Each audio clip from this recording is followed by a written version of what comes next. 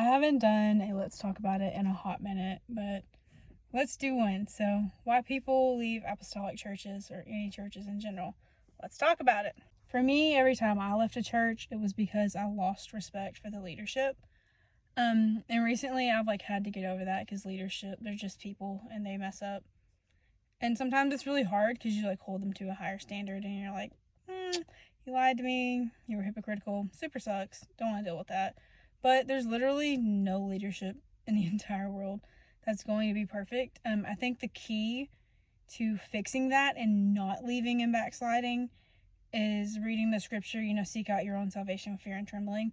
I had to get to a point where I was literally in the floor crying and praying out to God because it wouldn't hurt if you didn't love him, right? But I literally was in the floor crying and praying, and I was like, God, you've got to help me with this because right now this sucks. What happened was really, really wrong, and it was only 20% my fault because I had a reaction, and I'm a firm believer you can't have a reaction without an action, right? But anyways, instead of leaving, I chose to stick it out and pray it out, and I literally asked God to help me focus on me because I can change me, I can keep my attitude in check, I can ignore the gossip when it comes around, and at the end of the day, I had to realize they're going to have to stand before God one day and answer for why they acted and did the things that they did and the decisions that they made. And I'm going to have to do the same. So I think that's where backsliding comes into terms. People would rather just walk away and not deal with it than stick it out and focus on themselves and say, you know what, if that's how you want to be, you be that way. Am I excusing that and saying that backsliding is terrible? No, I'm not. But at the same time, I've been on the other side of the fence and I get it.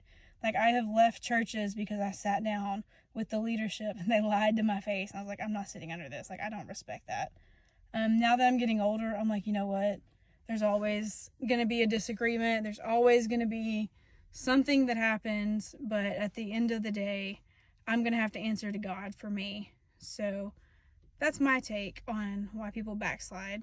I think, let me just y'all know I'm a college kid. So in economics, I learned that if there's a high turnover rate, it is always a direct link to leadership. And every time I have seen people leave the church, people leave, they get offended, they get mad, right? For little bitty things. But every time I've seen somebody leave, it was because leadership didn't step in when they were supposed to and correct things, or they had a double standard. That's recently what I have seen, is there was a complete double standard, and I'm like, that super sucks.